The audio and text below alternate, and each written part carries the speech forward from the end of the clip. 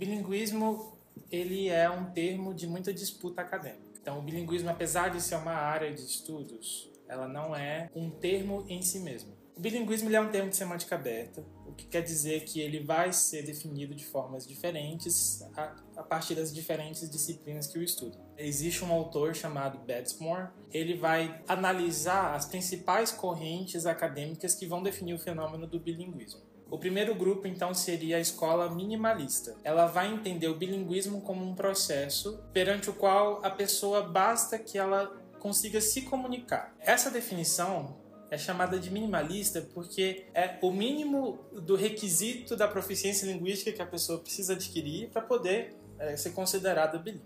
Essa não é a definição clássica, nem no senso comum, nem na academia.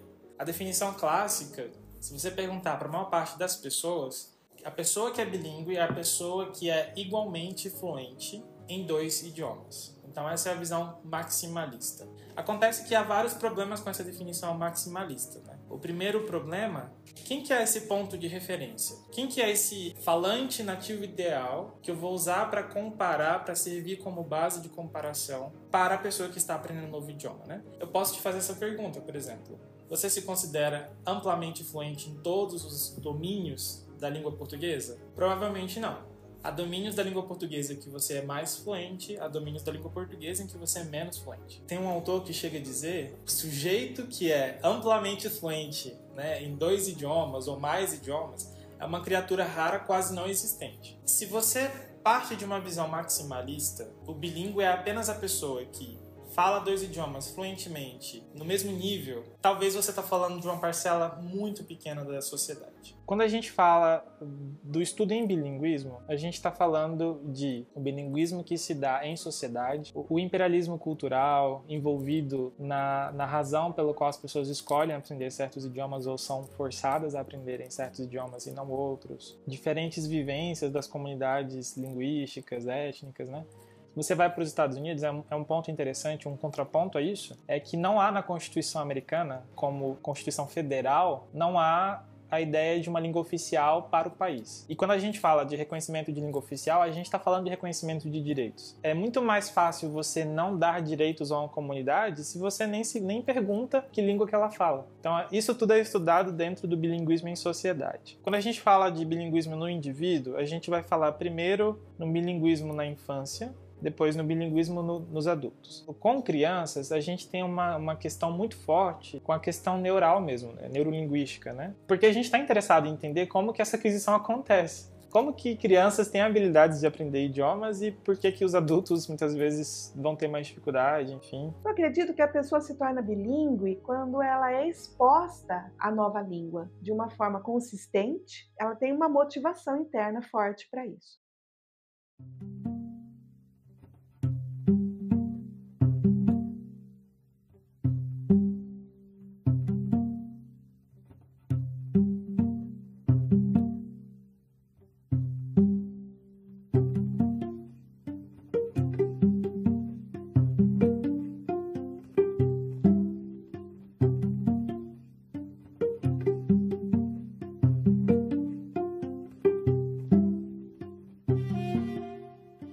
Les difficultés rencontrées pendant l'apprentissage des langues et l'utilisation, eh bien, il y a en quelque sorte d'abord la lecture. La lecture est très difficile et encore la prononciation. Et même pour utiliser cette langue, ça semble difficile. Et aussi, comment parler avec des amis et on rencontre aussi des difficultés pour l'utilisation de cet apprentissage de langue. Meu atendimento terapêutico visa ajudar as pessoas que têm travas internas para aprender inglês. Essas travas internas são geralmente traumas emocionais que aconteceram na infância, ligados à aprendizagem dessas pessoas na escola e muitas vezes também ligados às dificuldades transgeracionais que aconteceram nas famílias relacionados à aprendizagem de novas línguas. O que acontece quando uma criança tem problemas de aprendizagem? Ela apresenta problemas de comportamento na escola, ela se comporta de forma inadequada e aí o rendimento dela fica comprometido. Muitas vezes é porque essa criança está enfrentando problemas lá na casa dela. As crianças tendem a se jogar para acolher e resolver os problemas dos pais. E aí elas não têm disponibilidade interna para novas aprendizagens. Ela fica o tempo todo trabalhando com aquele problema que está acontecendo lá. Eu lembro de um aluno, eu estava em sala de aula e ele inquieto, mexendo com todo mundo, atrapalhando. Eu cheguei pertinho dele e ele falou assim, eu não perguntei nada. Ele falou assim, professora, eu tenho medo que a minha mãe enfrente um ladrão dentro da minha casa. Eu falei para ele, nossa, mas a sua casa não é segura? Como é que é? Ele falou, não, minha casa é segura, mas se entrar um ladrão, a minha mãe tem bengala, ela não anda direito. Eu falei assim para ele, eu vou falar uma coisa para você. Minha mãe também tem bengala, mas eu não tenho o menor medo porque ela dá uma bengalada no ladrão. Aí ele deu um sorriso. Naquela hora ele ficou disponível para aprender. Olha que coisa simples e que coisa profunda quando a gente inclui a família no nosso olhar. Eu não podia ignorar o que ele falou. Eu incluí, acolhi e dei uma solução. E ele não precisou mais ficar cuidando da mãe dele em sala de aula. Uma das razões pelas quais aprendi uma outra língua foi por um misto de oportunidade e necessidade. Minha família morava nos Estados Unidos e eu queria visitá-los, eu queria passear, então esse era um estímulo a prestar atenção nas minhas aulas de inglês, a fazer o cursinho fora da sala, a treinar. Foi um aspecto muito positivo e estimulante, né? A oportunidade de visitá-los e necessidade de me comunicar lá. Quanto ao português, foi uma decisão profissional. Eu queria estudar a universidade em uma faculdade que falasse uma outra língua, para eu aprender mais uma língua. Escolhi o Brasil em razão do português. Na minha casa, nós falávamos vários idiomas. Nós decidimos manter presente o espanhol, que é o meu idioma, e também o inglês, para além do português. Então a dinâmica é assim, meu marido fala português, eu falo só espanhol e temos horários do dia em que falamos inglês. E a razão pela qual a gente preza por isso é, em primeiro lugar, para que meus filhos possam se comunicar com a minha família. Para mim era inegociável que eles falassem espanhol para falar com os avós, com os tios, com os primos, poderem conhecer um pouco mais das minhas raízes, que são também as raízes deles. E, além disso, a gente tem horários em inglês, e eu, novamente, acho super importante saber outros idiomas, também profissionalmente, o inglês em especial, para que eles possam ter oportunidades de estudar em outros países, de viver, passear, se comunicar com pessoas estrangeiras. A gente tem momentos do dia em que a linguagem desse dia, o idioma desse momento, como a escovação dos dentes, é toda em inglês. Então eu falo para eles, vamos escovar os dentes em inglês, escova direitinho, dentes, tudo isso em inglês. É muito intencional em que todo tipo de conteúdo audiovisual que eles veem, desenho, videozinho, seja em inglês. E música também. A gente põe bastante música em inglês. O que é audiovisual, nada em português. Ou em inglês ou em espanhol, eles podem escolher até. O bilinguismo eletivo é aquele que você escolhe. Então é a pessoa que quer aprender o inglês, é a pessoa que quer aprender o francês, o espanhol, qualquer outra língua. Existe um outro bilinguismo que se chama bilinguismo circunstancial. É o bilinguismo que acontece por contingências da vida. Então a pessoa que nasce entre dois países, está sempre ali num contexto de vai e vem entre dois países. É um bilinguismo circunstancial. Eu acredito que fica evidente que existem vários problemas, várias realidades que ainda precisam ser consideradas e avançadas. Mas a gente não pode ignorar, no dia a dia, na questão pragmática da vida, a gente ainda precisa de novos idiomas para poder melhorar a nossa experiência de trabalho, de educação e tudo mais. Hay muchas cosas que antes yo no hacía que ahora hago porque lo veo muy normal. Ciertas actividades que yo me quedaba muy, no, nunca voy a hacer esto y termino haciéndolas ahora. Ser bilingüe en este caso, al conocer personas que hablan otros idiomas, te permite también conocer parte de su cultura y ellos se convierten en parte de uno mismo. Esas relaciones interpersonales hacen que tú seas diferente, que tú aprendas cosas nuevas y adaptes ciertas culturas buenas, ciertas culturas positivas, tanto como algunas no siempre tan positivas, en este caso negativas, pero de alguna manera eso me hizo quien soy ahora en estos momentos, tal vez un poco más abierta en ciertos puntos, más cerrada en otras.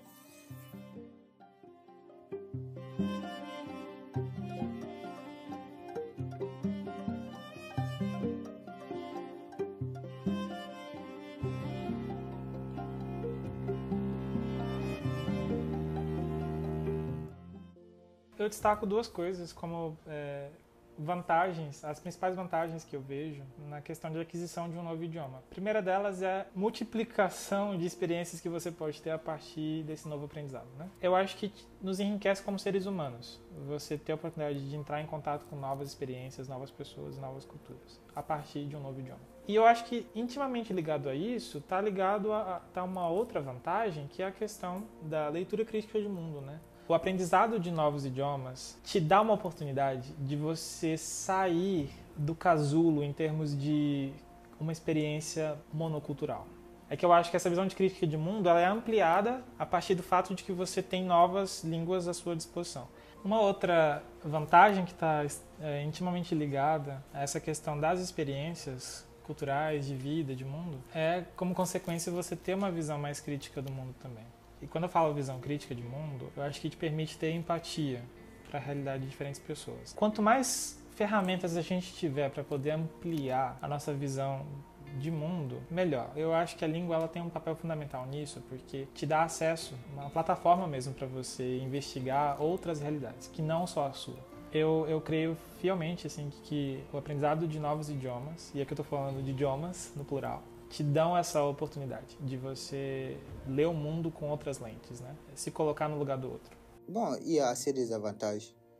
Par exemple, quand vous quittez d'un milieu à un autre, d'abord avec ta langue et la langue d'où tu viens d'apprendre, c'est déjà un avantage. Donc tu deviens en quelque sorte un peu international. Donc tu parles deux langues, tu es bilingue. Y más que te da la oportunidad de conocer nuevos lugares, nuevas personas. Hay veces que vas a eventos y hay alguien que no sabe, entonces, ven, ayúdanos a traducir tal cosa. Por más que no haga traductor-intérprete o algo del tipo, puedo comunicarme con ambos, puedo ayudar, y ese sentimiento de que estás haciendo algo bien, además de darte visibilidad para en algún momento, networking y todo eso, es un sentimiento muy bonito, muy interesante. Puedes entender palestras en más de un idioma, aprovechar todo al 100%, ¿no? Entonces, me encanta. Tudo isso depende do contexto em que as pessoas vão adquirindo os idiomas. Quando a gente fala de aquisição linguística infantil, a gente está falando de processos que envolvem um questionamento muito profundo. Por exemplo, um deles é: uma criança aprende ou adquire um idioma da mesma forma que um adulto?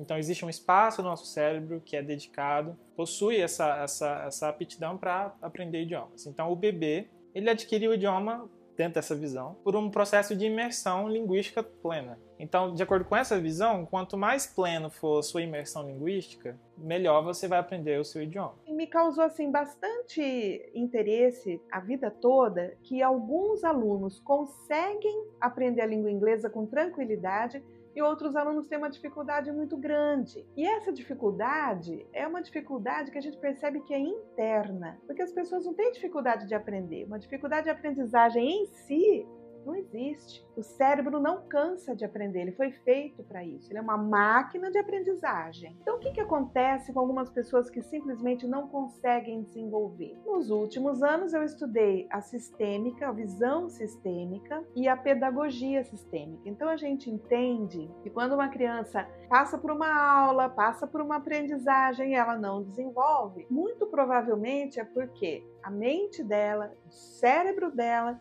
estão tomando conta de algumas questões internas que ficam lá borbulhando no inconsciente e essa criança não consegue ter abertura, liberdade para aprender. Então significa que esse conhecimento que ela está adquirindo simplesmente não fica disponível para ela. E é aí que a gente entra com as questões terapêuticas para ajudar a pessoa a se libertar dessas travas internas para a aprendizagem. E o meu programa terapêutico, quando a gente trabalha com a visão sistêmica, incluindo no olhar a família, a origem dessa pessoa, é justamente ajudar ela a quebrar os ciclos repetitivos de sofrimento, aquelas ideias antiquadas que as pessoas têm e que vão sendo atualizadas com o passar do tempo. Muitas vezes a nossa família teve alguns episódios que fizeram com que elas tivessem muitas dificuldades e a gente não herda só cor de olho, cor de cabelo, a gente herda também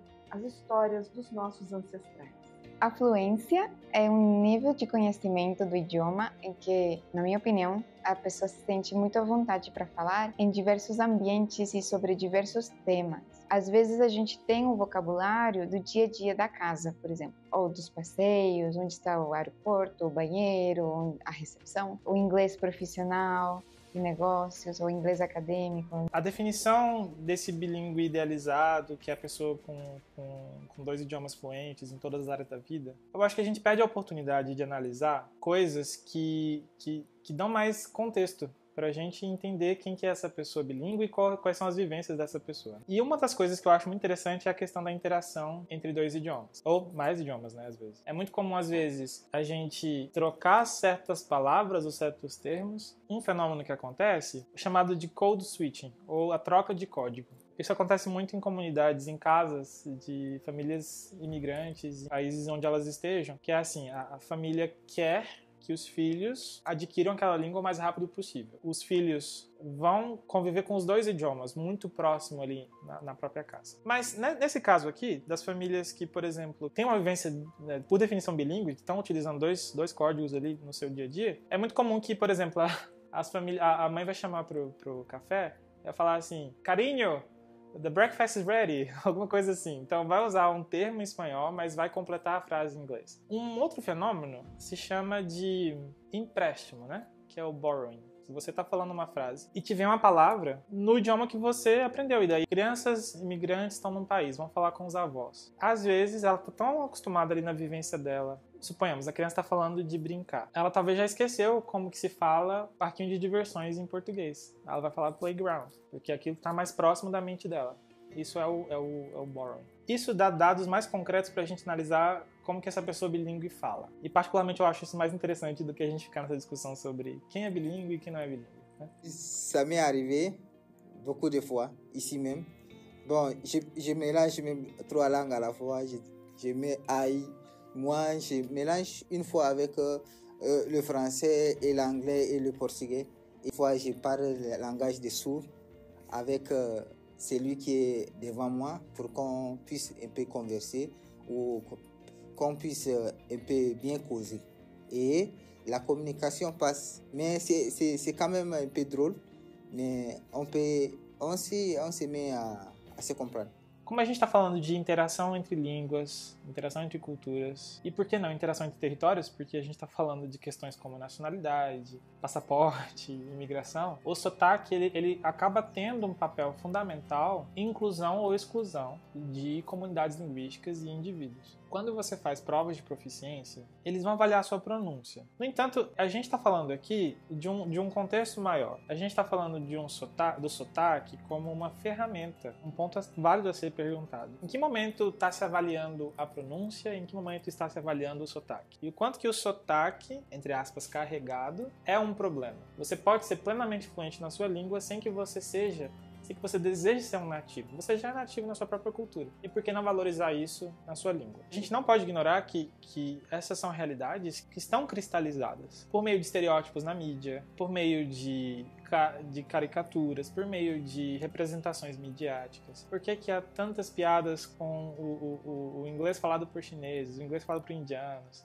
Eu acho importante diferenciar sotaque e pronúncia, por exemplo, porque você pode sim buscar ter uma comunicação mais clara, uma produção fonética mais clara do seu idioma, sem você perder a identidade com a qual você nasceu. En español tenemos esta palabra que es molestar.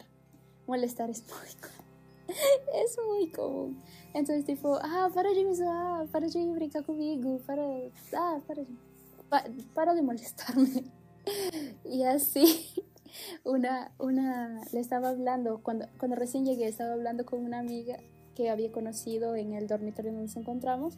Le estaba diciendo, ay, sí, pues sí, es que mi hermano me molesta mucho, me molesta demasiado, él y mis amigos, y todos. Y ella se quedó, ¿qué? Casi se desmaya.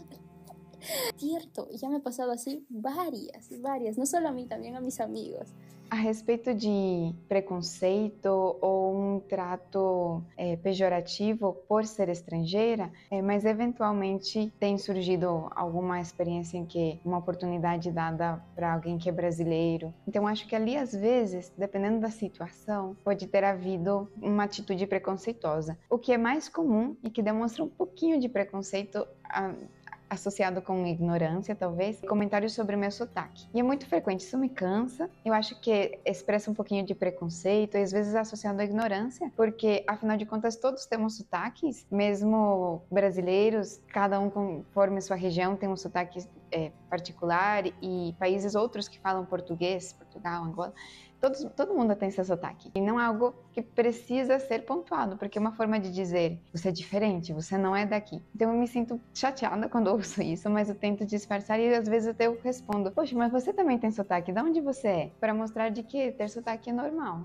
E a gente pode conviver com isso. Quando a gente para pensar na ênfase que é dada em alguns idiomas em detrimento de outros, você entende que existem fatores sociais que estão em jogo. Por exemplo, o próprio imperialismo cultural. Por que quando a gente abre uma escola de idiomas, por exemplo, o inglês precisa ser o carro-chefe, mesmo que às vezes a gente tenha mais possibilidade de se comunicar em espanhol, pelo fato de estarmos na América Latina, e a gente vai tanto em busca do inglês aqui. O que a gente está dizendo quando a gente coloca essa língua como padrão pelo qual a gente analisa as outras? A ideia é que, em algum momento, a educação bilíngue não seja só educação português e inglês. Eu, morando aqui, sinto que se conhece muito pouco da cultura, da economia, da política. Há poucas relações entre o Brasil e esses países vizinhos. Eu creio que seja porque é um país tão grande que se autoabastece. E creio que essa também é uma das razões pelas quais as pessoas, de modo geral, sentem menos necessidade de aprender uma outra língua.